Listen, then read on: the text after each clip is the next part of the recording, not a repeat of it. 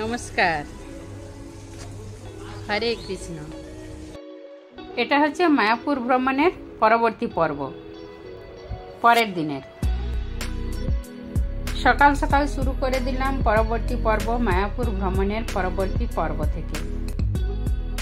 এখানে একটা ভিডিও বানিয়ে নিচ্ছি এই মাধবীলতা গাছের নিচে।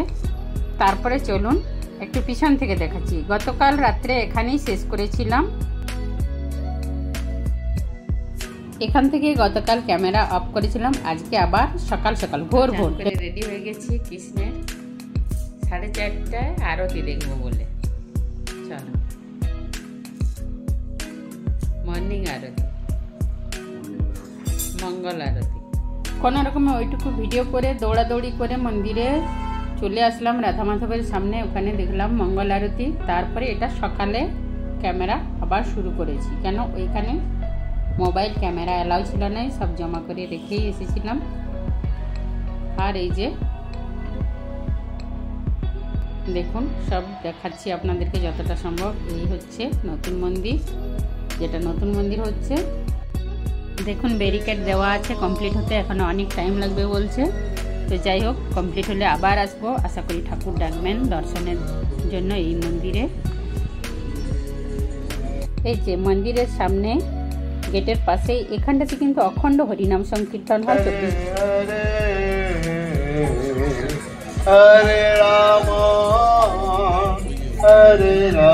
হ্যাঁ, ওই যে ওইখানে ভিতরে গাইছে, ওই যে ভিতরে ওরা বসে আছে। তুলসী আরতি হচ্ছে এখানে, সকালবেলায় প্রদক্ষিণ হচ্ছে।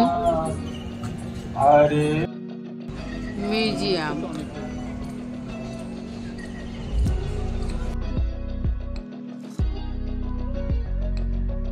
এইটা হচ্ছে চন্দ্রোদয় মন্দিরের নতুন মন্দিরটা। এখানে গোশালাটা দেখতে বাকি আছে, ওটা দেখব। হরিনাম সংকীর্তনের সাথে পাখির কিচিরমিচির আওয়াজও আসছে, খুব সুন্দর। ভোর ভোর মঙ্গল আরতি দর্শন হয়ে গেছে। এরপর এখনই টোটো করে এই মায়াপুরের বাকি দর্শনীয় স্থানগুলো দেখার জন্য।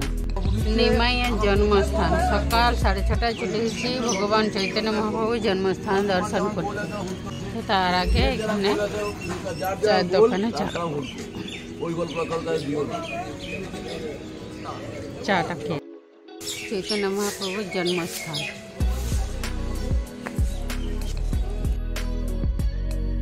এটাই হচ্ছে সেই নিম গাছটা, যার জন্য নিমাইয়ের নাম। আর এদিকে দেখুন নারায়ণের চরণ চিহ্নযুক্ত। আর এই দেখুন সচি মাতা, কোলে নিমাই। আর এটা হচ্ছে মন্দিরটা, জন্মস্থান মন্দিরটা, যেটা মন্দির বানিয়ে রেখেছে।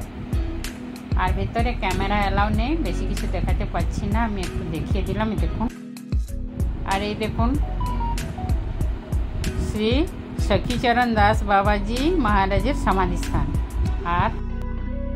আর এই দেখুন গৌরাঙ্গ মহাপ্রভুর জন্মস্থানের ভিডিওটি বাইরে থেকে, রাস্তার উপর থেকে আমি দাঁড়িয়ে পুরো ভিডিওটা করে আপনাদের সাথে শেয়ার করলাম। ভেতরে তো বেশি ভিডিও করা অ্যালাউ নেই, মানে ভিডিও করা অ্যালাউই নেই, তাই ভিতরে বেশি কিছু দেখাতে পারলাম না। আর দেখুন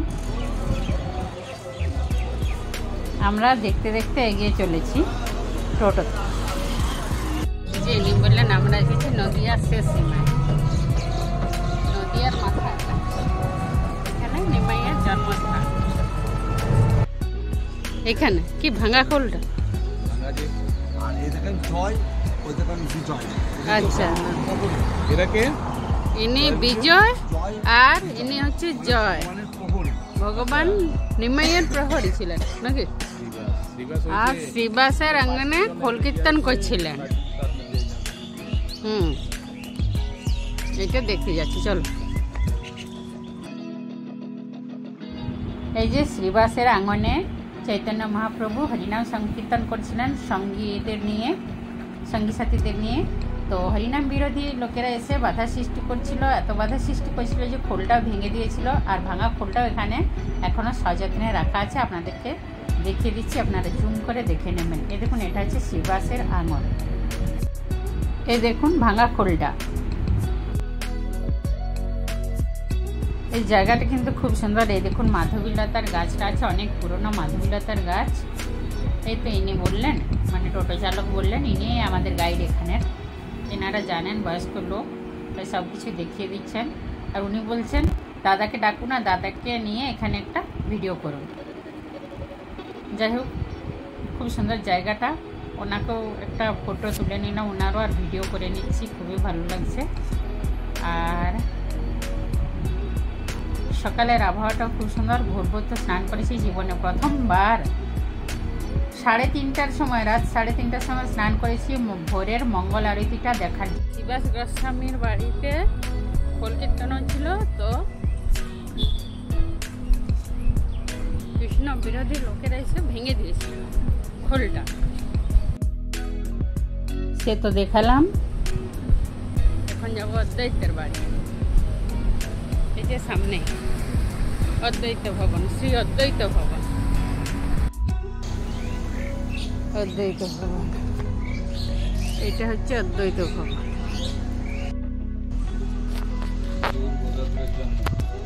আচ্ছা, এখানে গৌর গদাধরের জন্মস্থান।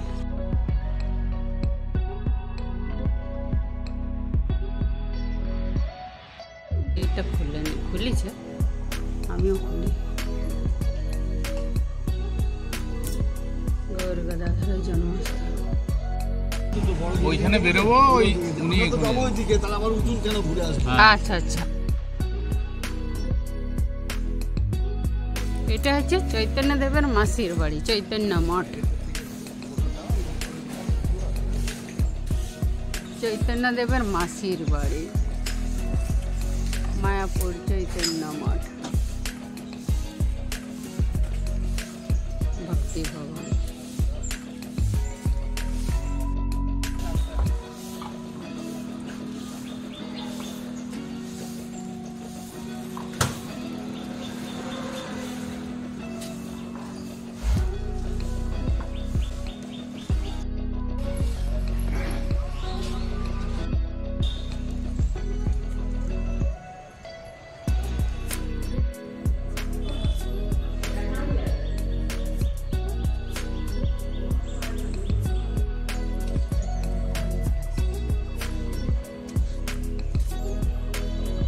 মাসির বাড়ি চৈতন্য দেব, মাসির বাড়ি না চৈতন্য দেবের।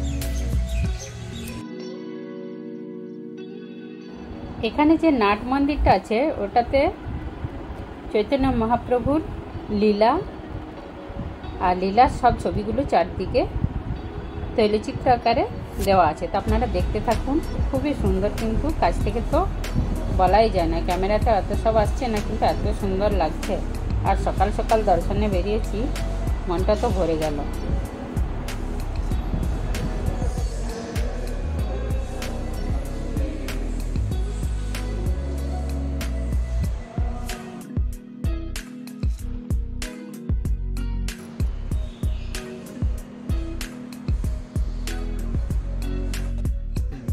ওই এই গাছটাই কি খেলা করতো কৃষ্ণ? এটাই হচ্ছে কেলিকদম গাছ, যেটাতে কৃষ্ণ ঠাকুর বাল্যলীলা করতেন বলছে এই ভদ্রলোক। ওইটা খেতে যাবো? যাবেন না কেন? এটা কেলিকদম গাছ, যেটাতে ভগবান শ্রীকৃষ্ণ বাল্যলীলা করতেন। আর এই জলটা এখানে স্নান করতে গোপীরা, তাই এখানে স্নান করতে গোপীরা। এটা রাধা কুণ্ড, গুপ্ত বৃন্দাবন।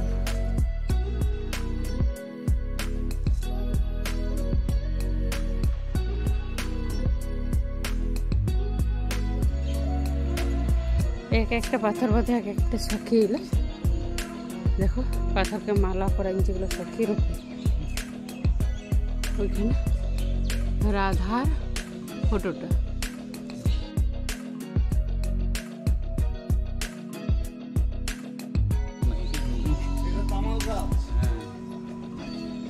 তামাল গাছ, গোলা অরিজিনাল। এটা ধানের গোলা, এগুলো কত। আর এদের খেতিও তো আছে।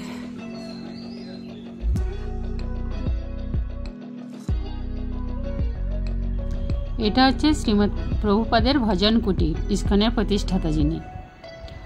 আর এই যে দেখুন ষড়ভুজ গৌরাঙ্গ মহাপ্রভু। এখানে গৌরাঙ্গ মহাপ্রভুর 6টা হাত, তার জন্যই ষড়ভুজ মহাপ্রভু বলা হয়েছে। ষড়ভুজ গৌরাঙ্গ।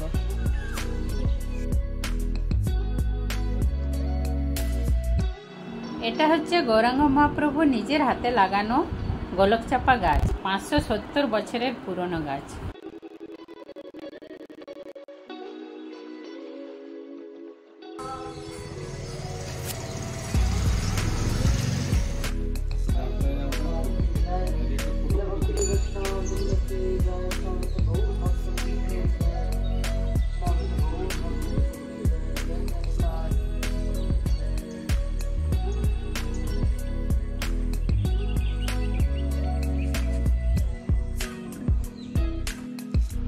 মহাদেব বর্ণনা করছে পার্বতীর কাছে আবির্ভাবের কথা। জগন্নাথ মন্দির।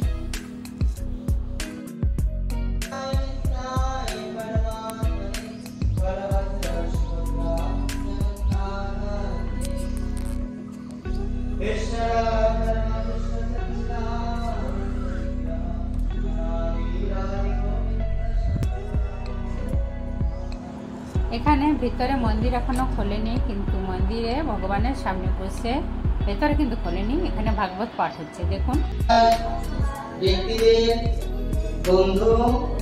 ভাগবত পাঠ হচ্ছে।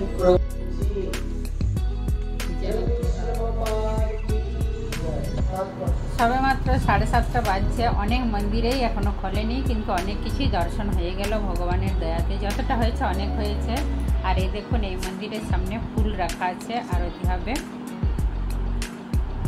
আর এই যে বেরিয়ে আসছি, আর এখানে দেখতে পেলাম একটা কাঁঠাল গাছে কি ইঁচড় ধরে আছে। দেখুন একদম সামনে সামনে হাত লাগানো যাচ্ছে। আমিও একটা ভিডিও করে নিলাম আবার। এটা হচ্ছে শিবডোবার মন্দির। এখানে কিন্তু ভেতরে একেবারে অ্যালাউ নেই, 1000 টাকা ফাইন, এইরকম কিছু লেখা আছে। যাই হোক, আমি ভেতরে কোনো ভিডিও করিনি। আর বাবা শিব আছেন ওখানে। আমি কিন্তু বিস্কুট খেয়ে গেছিলাম বলে বাবা শিবের মাথায় জল ঢালতে দিল নাই, ওরাই পুজো করে দিল। এখান থেকে বেরিয়ে এই যে এই মাসিমাটা তিলক কেটে দিল আমাদের দুজনকেই। আরে ইস্কনে এসেছি আর ভগবানের নামে তিলক না কাটলে হয়? এরপরে সোজা আমরা চলে যাব এই ঈশ্বরদান ভবনে, আমাদের রুমটা খালি করব। এই যে দেখুন আমাদের দুজনের তিলক কাটা হয়ে গেছে, বেশ ভালোই লাগছে, কিন্তু মোবাইলে তো দেখতে পাচ্ছি। এই আমাদেরকে রুমটা খালি করে দিতে হবে। জিনিস গোছানোই আছে প্রায়। চলে এসেছি ঈশ্বরদান ভবনের সামনে, ব্যাগ নিয়ে বেরিয়ে পড়ব। আজকে 3:30টার সময় স্নান করেছি, আবার বলছি, তাই শরীরটাকে খুব ভালো লাগছে। না হয় আমি এত সকাল সকাল উঠিনি। ভবনের সামনেটা এত সুন্দর লাগছে, সকাল সকাল এত ফুল ফুটে আছে গাছে গাছে, তার সাথে পাখিদের কিচিরমিচির গান, আর কোথাও ভাগবতের আওয়াজ আসছে তো কোথাও হরে কৃষ্ণ। খুবই ভালো লাগছে।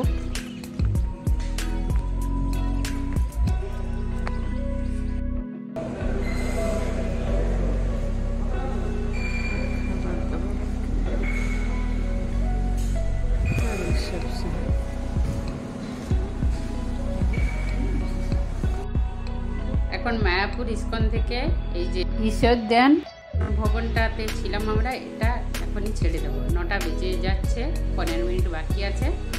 তারপরে লাগেজগুলো, মোবাইল টোবাইল যেখানে রাখে ওখানেই লাগেজ রাখা চলে বলছে, ওগুলো রেখে দিয়ে আমরা নবদ্বীপ দর্শনে যাব। ওখানে সোনার গৌর,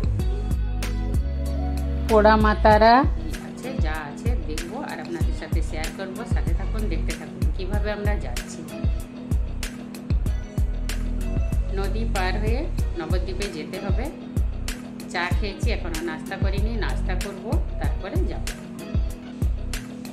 দেবস্থানে ভগবান না কৃপা করলে আসা হয়নি। তো যাই হোক, ভগবানের কৃপা ছিল অশেষ, তাই আসতে পেরেছি। এখন যাই, বাইরে গিয়ে একটু টিফিন করব, তারপরে এই যে চলে এসেছি একটা ছোট রেস্টুরেন্টের মতো। এখানে সবাই নাস্তা করছে, সকালে জল খাবার খাচ্ছে, যা যা খাবার খাচ্ছে। তো 9:30 বেজেই গেছে। দেখুন আমাদের জন্য ফেভারিট আমার মুড়ি চলে এসেছে আর আলুর তরকারি।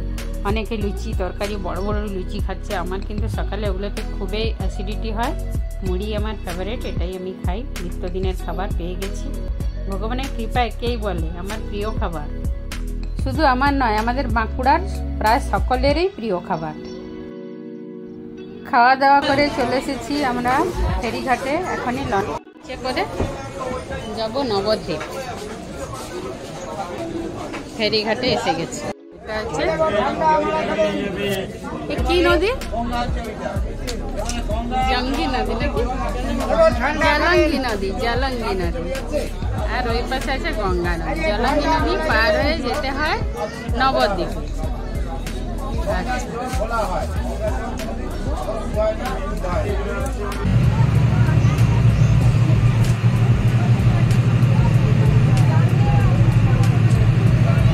জলঙ্গি নদী পারে গঙ্গায় হয়েছিলাম, এখন নামবো। রাধারানীর মন্দির, গুপ্তবিন্দা বন্দর।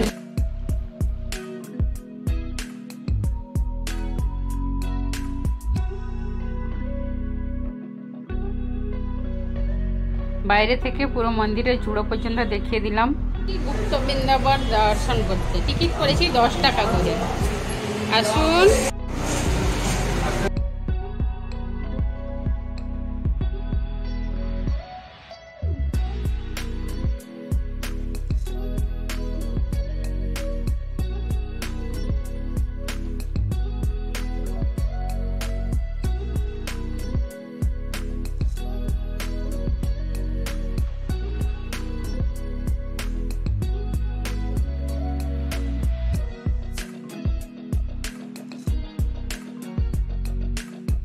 যেখানে সীতার অগ্নি পরীক্ষা।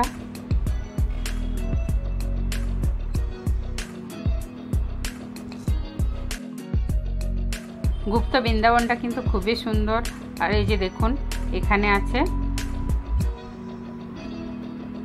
কৃষ্ণ কালী, একবার কৃষ্ণ রূপ দেখাচ্ছে, একবার কালী রূপ। ওইটা লেন্সের মাধ্যমে খুবই সুন্দর লাগছে কিন্তু কৃষ্ণ কালী।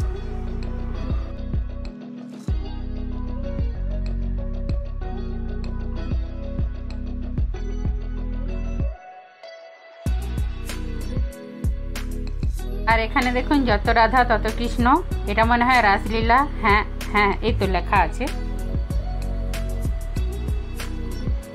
হ্যাঁ, অনেক ঠাকুর দেখলাম, দেবদেবীর দর্শন হলো, মনটা ভরে গেল। আপনারাও দেখুন।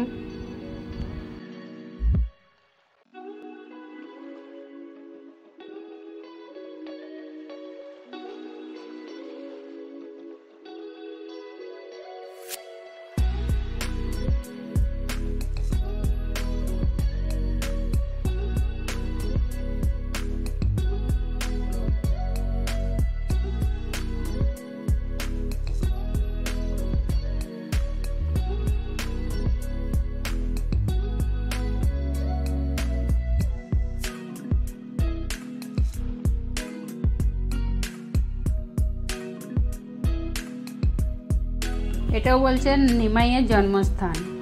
আরে মায়াপুরও যে দেখলাম ওটা, তাহলে ওটা কি? আরে এটাই মনে হয় আসল জন্মস্থান। যত মত তত পথ আর কি। নবদ্বীপেই তো মনে হয় আসল জন্মস্থান ছিল নিমাইয়ের। যাই হোক,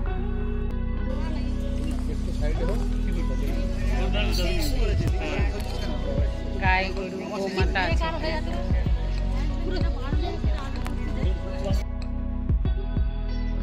এরপর যাব আমরা 60 ফুট গৌরাঙ্গ দেখতে। আসুন, সাথে থাকুন, দেখতে থাকুন।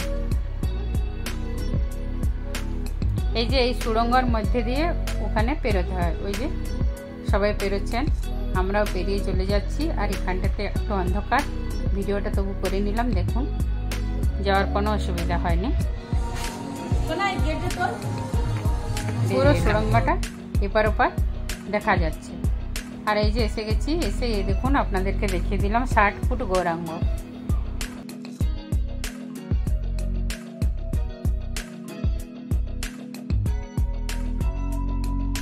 চলো এরপর এগুলো সব দেখতে দেখতে চলে যাই, পোড়ামা তারার মন্দির যাব, সোনার গৌরাঙ্গ দেখতে যাব।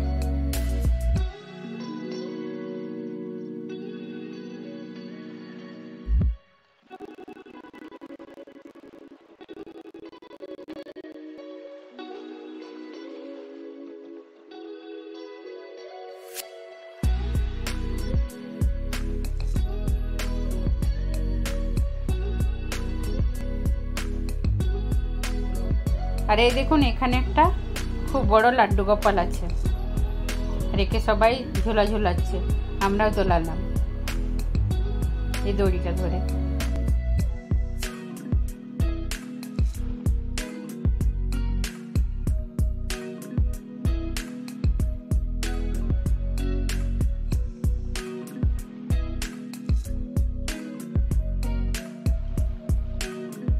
এটা হচ্ছে বিষ্ণুপ্রিয়া মন্দির।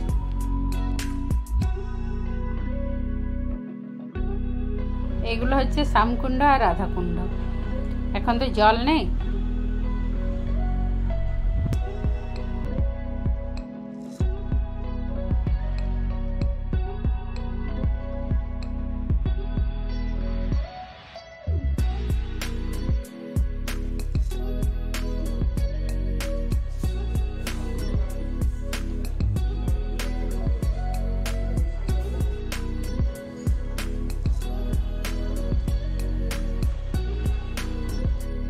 সোনার গৌরাঙ্গ, সোনিকা গৌরাঙ্গ। আসুন এখানে দেখবো সোনার গৌরাঙ্গ।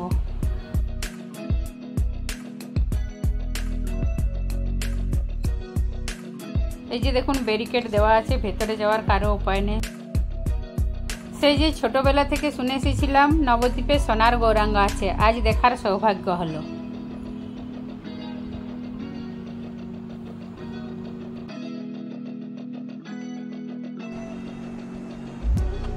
মন্দিরের বাইরে স্থানে স্থানে অনেক জিনিস বিক্রি হচ্ছে, যেগুলো লোকেরা এখান থেকে নিয়ে যায়। ওই তীর্থ করতে এলে যেগুলো নিয়ে যায় অনেককে বিতরণ করে, সব কিছুই পাওয়া যাচ্ছে এখানে। আর পুজোর জন্য অনেক জিনিস আছে, নিতে পারেন আপনারা চাইলে। আমি সেরকম কিছু এখানে কেনাকাটা করিনি। এই যে দেখতে পাচ্ছেন দোকানগুলো কিন্তু অনেক আছে, দামও আছে সেরকম, যে যেভাবে নিতে পারে। আর এখানে আছে গৌরাঙ্গ মহাপ্রভুর পাদুকা। আর এই দেখুন ভিতরের মহাপ্রভুর বাচ্চা মেয়েটা পাদুকাতে ফুল দিয়ে সাজাচ্ছে। কত দোকান। তারপর আমরা চলে এলাম পোড়ামা তারার মন্দির দর্শনে। এই যে এখানে কিন্তু প্রচুর দোকান আছে, পুজোর জিনিস বিক্রি হচ্ছে এখানে। অনেক ভিড়, খুবই ভিড়। অনেক দূরেই আমাদের টোটোটা থেমে গেছে, কেননা এত ভিতরে আসবে না, খুব ভিড়। আর এই দেখুন পুজো হচ্ছে, পুজো করাচ্ছে সবাই। ওই যে দেখতে পাচ্ছেন ভিতরে পোড়ামা তারা ওখানেই থাকেন, ফুলে ঢাকা আছে। আমরাও পুজো করালাম, প্রণাম করলাম। পুজোর ফুল দিলেন।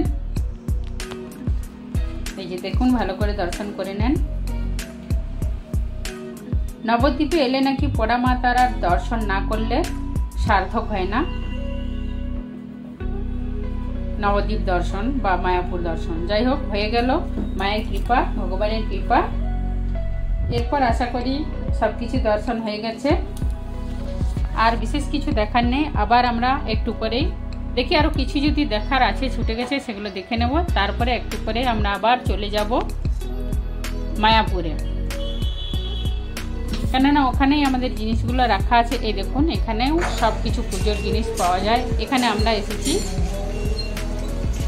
আবার একটা এখানে বানানো আছে, এই যে সোনার গৌরাঙ্গ, সোনার নিতাই গৌর।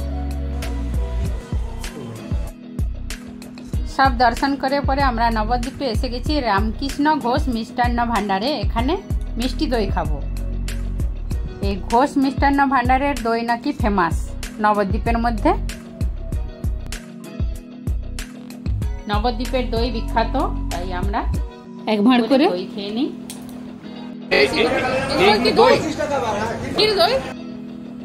ফেমাস দই, নবদ্বীপে আসলে নবদ্বীপের দই অবশ্যই খাবেন। বলে না এক এক জায়গার এক একটা জিনিস ফেমাস, যেমন বর্ধমানের সীতাভোগ, তেমনি নবদ্বীপের দই। আমরা এখানে দই খাবো, আমি তো ছোট ছোট খাবো, এখানে ফ্রিজ মিজ নয়, কোথায় রাখবো। দেখে বলবো কেমন।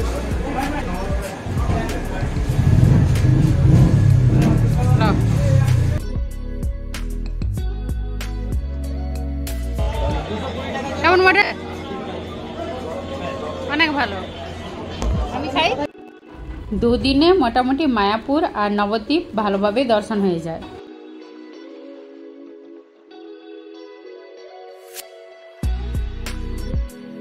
আবার খেয়া পার করে চলে যাচ্ছি আমরা মায়াপুর ইস্কনে। এখানে আজকে ফ্রি প্রসাদ খাবো। আজকে কোনো কুপন কাটছি না। এখানটাতে সব সময় সকাল 8টা থেকে না 9টার থেকে রাত 9টা পর্যন্ত ফ্রি খাবার দেয়। সকালে টিফিন, সকাল 9টা থেকে রাত 9টা পর্যন্ত এখানে ফ্রি খাবার দেয়। তো এখানে কোনো কুপন টুপন কাটতে হয় না, লাইন দিলেই হয়। এই দেখুন অনেক লম্বা লাইন, আমরাও দাঁড়িয়ে পড়েছি। একবার ফ্রি খেয়ে দেখি। কালকে তো গদা ভবনে খেয়েছি, ব্যাচ ব্যাচ করে ছাড়ে, তাই বাইরে অনেকক্ষণ ধরে অনেকে দাঁড়িয়ে আছে। আমরাও দাঁড়িয়েছিলাম বেশ কিছুক্ষণ, কিন্তু লাইনটা খুব তাড়াতাড়ি শেষ হচ্ছিল, কোনো অসুবিধা হয়নি। এই যে দেখুন আমরাও এখানে বসে গেছি। এখানে খাবার খাওয়ার পরে দেখছি থালাগুলো সবাই নিজে নিজে ধুয়ে দিচ্ছে, এটাই ভালো।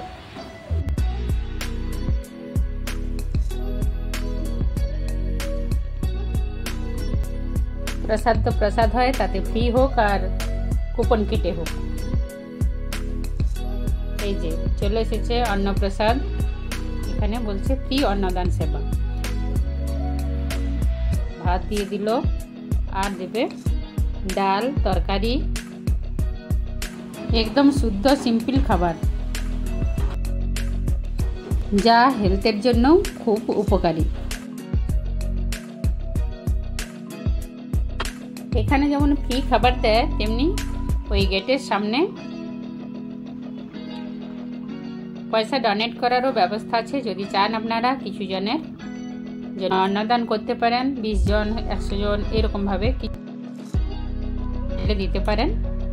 যাই হোক, প্রসাদ খেয়ে আমরা এখন চলে যাব গোশালা দর্শন করতে। এখানে গোশালা, মায়াপুরে গোশালা দর্শন করব, ওটাই বাকি ছিল। বাকি সব দর্শন হয়ে গেছে মোটামুটি। আবার কখনো ভগবান শ্রীকৃষ্ণ ডাকেন তো ঠিকই চলে আসবো। তো চলুন গোশালাটা কতক্ষণ দেখা যায়, কতটা দেখতে পারি দেখুন। আর তারপরে আজকে আমরা চলে যাব ওই যেখানে আমরা রুম ভাড়া করেছিলাম, মানে নিজাম প্লেসে, যে কেন্দ্রীয় সরকারি কর্মচারীদের জন্য যে গেস্ট হাউস, ওখানেই আবার 2 দিন থাকবো। কলকাতাতে বাজার করব।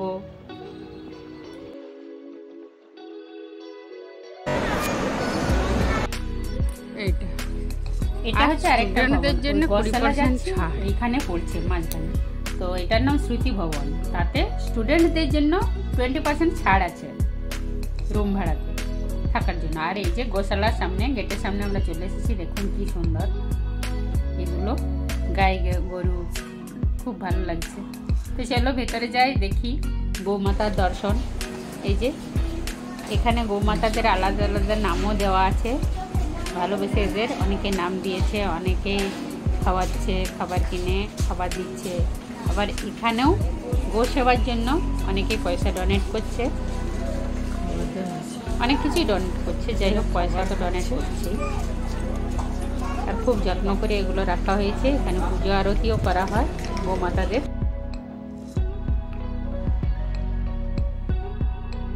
তো তো চলো দর্শন করা হয়ে গেল। বাড়িতে তো গাই গরু আছে, চাইলে বাড়িতেও আমরা এইভাবে সেবা যত্ন করতে পারি। এই দেখুন গো সেবার নিয়মকানুন লেখা আছে, কতদিনের কি অনুদান কেন্দ্র, চাইলে পয়সা ডোনেট করতে পারেন।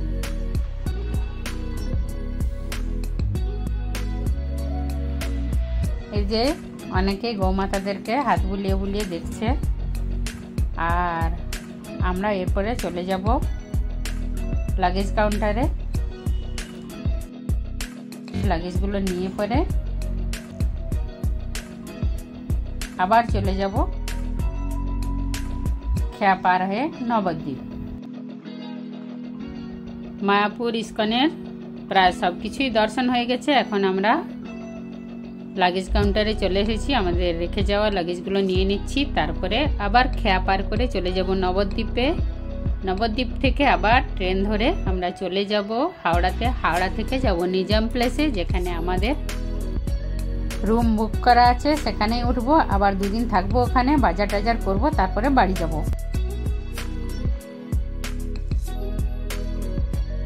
মাত্র 2 ঘন্টায় নবদ্বীপ দর্শন হয়ে গেল, টোটো করে ঘুরিয়ে দিল। তো আজকের মতো এখানে রাখি, বাই। নিতাই।